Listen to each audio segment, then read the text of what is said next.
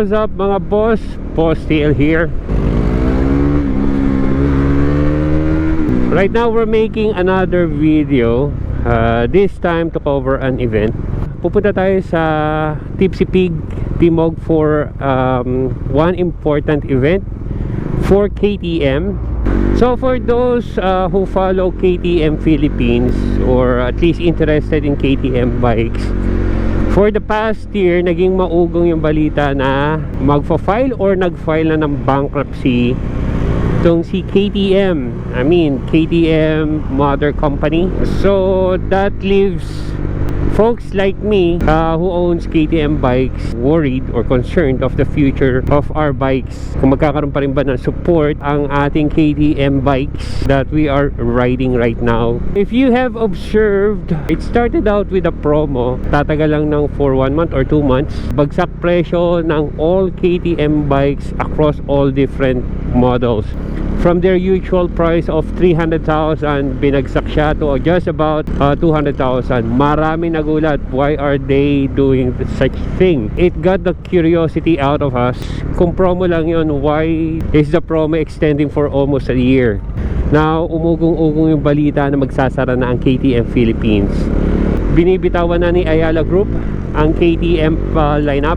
Kasi it was Ayala who owns the KTM assembly plant dyan sa Laguna. That's why they are disposing the rest of their stocks, kaya bagsak presyo. Then, umugong yung balita in the internet that KTM in Austria would be filing bankruptcy. There's so much unliquidated assets, yung maraming hindi nabibentang motor. And all of those are rooted to the fact na during pandemic, they invested so much on electric bikes na hindi naman tumabo after the pandemic. So they were hoping so much on the future of the e-bike that they invested so much to the point that much of their investments got routed to the e-bike. Ang kaso, nung natigil na yung pandemic or nawala na yung pandemic, hindi na nila mabawi yung mga investments nila, causing them to actually, you know, have unliquidated assets in stock. Tapos hindi rin masyado naging mabenta yung mga motor. Now, dito sa Philippines, KTM Philippines was used to be managed, at least the marketing and the distribution, by Adventure Cycles Philippines. Knowing that binitawan na nila yung KTM, we are resigned to the fact na tipong okay, mawawala na yung connection natin with KTM, because one of the factors why we were able to actually borrow demo bike was because of our contacts within Adventure Cycles. So yung pag-manage ng KTM distribution here in the Philippines got transferred from Adventure Cycle to another agency, parang Lucky MPI ata yun. I'll post the actual name here that took over Adventure Cycles. But anyway, with KTM actually filing bankruptcy, marami nagtatanong what would happen to the new bike lineups ni KTM, because much has been hyped dun sa bagong 390 Duke nila, dun sa bagong 401 Svartpilen nila. What would happen to those? Ang gaganda pa man din ng mga next lineup nila for those bikes. The future was bleak during that time, a lot of uncertainties. But then again, a few days ago, we did get this formal invite to actually attend the launch of their new bikes, the 390 Duke and the Svartpilen 401. Well, the details of which hindi pa tayo quite sure kung ano yung mga ila-launch nila for today. Actually, nag-iisip ako kung a-attend ako eh. In the first place, I was actually curious. Since wala na yung contacts natin, yung Adventure Cycles, we were kind of surprised how they were able to get my contact information. Pero just the same, masaya. We are still getting invites for such events. Mahirap naman palagpasin pa to, di ba? So today, we are going to Tipsy Pig dito sa may Timog for the launch of KTM's new bikes. We'll try to cover as much as we can. Unfortunately, sasaglit lang tayo because we are on our way to the office. But for now, concentrate muna tayo sa road. Okay? Hello guys, so andito tayo sa Tipsy Pig ngayon. As I mentioned earlier, we are attending the first activity of KTM with its new distributor. Today would be the release of or launching of their new bike lineups for the 390 Duke and the Svartpilen 401, I think. So, pasok tayo sa loob.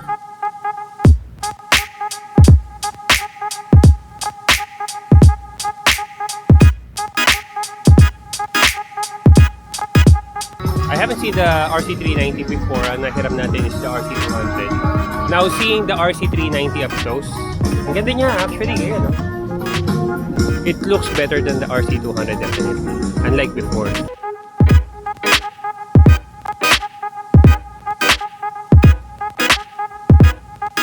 We've been seeing quite a number of well, recognizable icons sa industry. Like for example, nakita natin si Ma'am Jess kanina, as I mentioned. Nakita natin si Sir King of King Garage. Nakita rin natin si Torky and the others.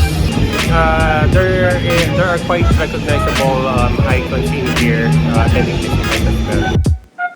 So definitely lots of familiar faces here. Of course, this is a very exciting press launch. So get ready because we're about to unveil the latest motorcycles that will redefine the riding experience for us Filipinos, of course. So let's turn our attention to the stage as we introduce the newest models of from KTM and Husqvarna. Here we call on stage Mr. Martin, so again from the stage, Mr. Daniel Abilabi and Mr. Well. Hi and good morning. As you see, in many markets around the world, these bikes are really addressing the need of majority of the bike riders in the countries. And what they wanted to do was, they wanted to bring all the premium specs, all the best things about the big bikes.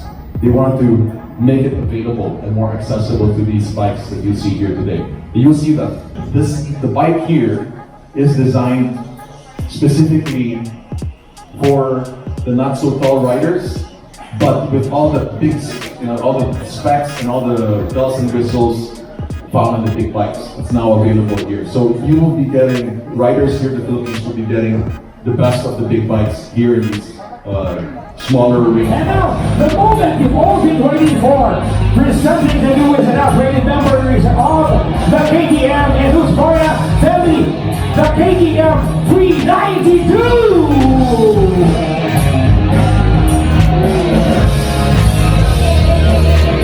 Husqvarna 401 Svartpilen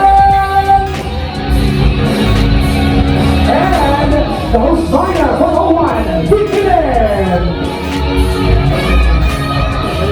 Thank you for coming. We really appreciate it. I know it's a holiday. Okay, the Duke200 is 90% new. The engine is now 398 cc as compared to 370 something previously. Now it was to make way for that new engine, they had to redesign the subframe. So the subframe is new, and so is the swing arm. The swing arm, they had to adjust the air box. They had to make it a bigger air box for the bigger engine, so they had to move the suspension to the right, as you can see to the right. And since they moved it to the right, they also had to redesign the swing arm. Before it was straight, now it's curved from down. It goes from up. It goes down. Now the rate of the fork has also been adjusted a little bit so that the wheelbase of the bike is longer. So that being said, it is still very, very agile. That's why they call it it also has self-canceling turn signals. What was available in bigger bikes before is now, like Martin said, it's now available on these bikes. The bikes are lower. The bikes are lower for those who Vertically I don't like to say vertically for those who are cuteness and down. One thing you will notice with the Vitpilen is the older one is clip-on bars. Yep. So they're more in a race-like position. While the new Vitpilen now has handlebars, but it's still relatively straight compared to the Svartpilen. So it's still a cafe racer type of bike, but since it's a little bit, since it's handlebars already instead of clip-ons and the seat is a bit lower, So you're a little bit more upright as compared to the old one, which is to most more comfortable. Yeah. Aside from that, the tank is bigger. It's now 12 liters as compared to 9 or 13.5 liters. Yeah, 13.5. It's 13.5 liters as compared to the 9 something liters before.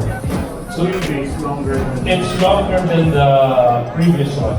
Now this one is still playful.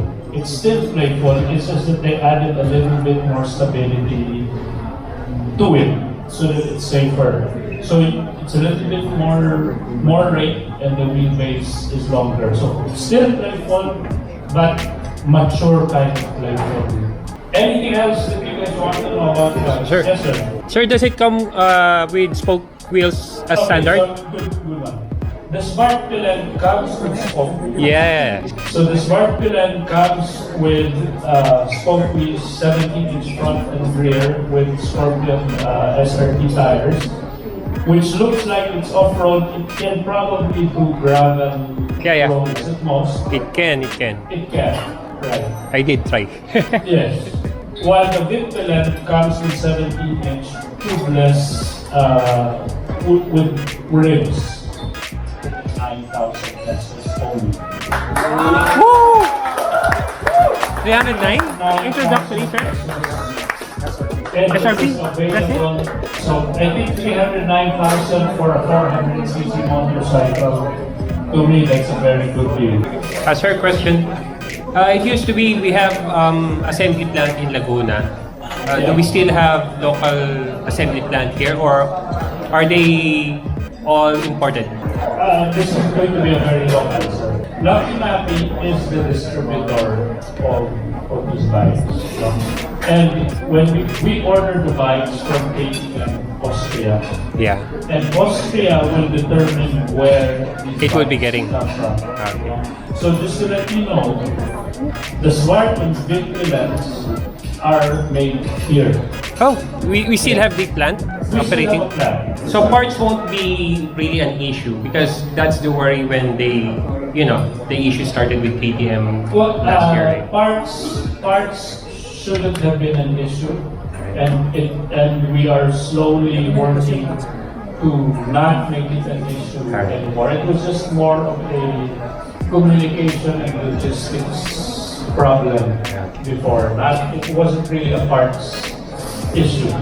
So again, a communication and logistics issue, which we believe we have been successful in ironing out, although slowly. Yeah. Slowly. The Svartpilens worldwide, the 401 is coming from the Philippines. The 390s, just so you know, all 390s worldwide will come from India. All 790s worldwide will come from China. All the 890s and above will come from Austria. It's more of an economic decision for them. So dedicated plans for dedicated number of seasons. I'm wondering if any of you are curious about the 200s. Is anybody curious about the 200s? Okay. There will be no more 200s in the Philippines. No more Duke200, no more RC200. In fact, there will be no more 200s worldwide, except in India. They have stopped producing it here, although there are still stocks left here. There will also be no more RC390. We still have some stocks of the RC390. It comes at a very good price. So the RC390, the RC200, and the Duke200 is priced close to the sale that 200? The 200 Duke and the 200 RC and the RC390s, although they will no longer be manufactured by KTM, they'll still be supported. And we still have the parts, we're still going to be servicing them. parts for the 200s will still be available, service will still be available. In fact, it will be available for as long as your bike is alive. The Duke200 is at 129. Yeah. 129,000. You can still buy this in the KTM dealers.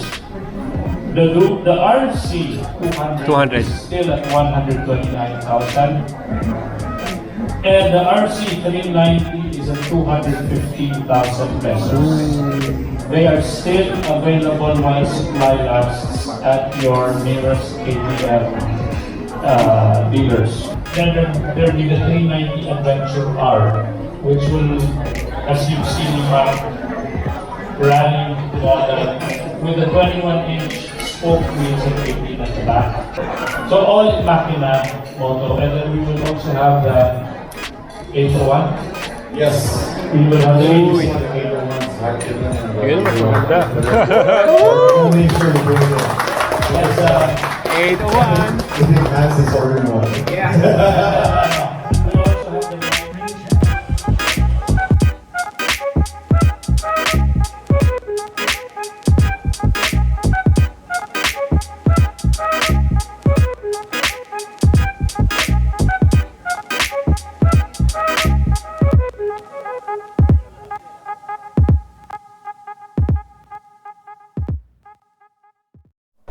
Hello guys, so alis na tayo. Hi ko. Uwi na ako. Finally na. Okay ha. Okay. So anyway, to recap, these bikes that we see here will no longer be offered. So mag-uubos na lang sila ng units. This would be sold for 189,000. This would be around 120 still. Same for the RC200. Ubusin lang nila yung stocks, then it would be discontinued. It would be replaced by different lines of bikes. Again, we are here sa Tipsy Pig for the launch of the new bikes that they have. And babalik na tayo sa office.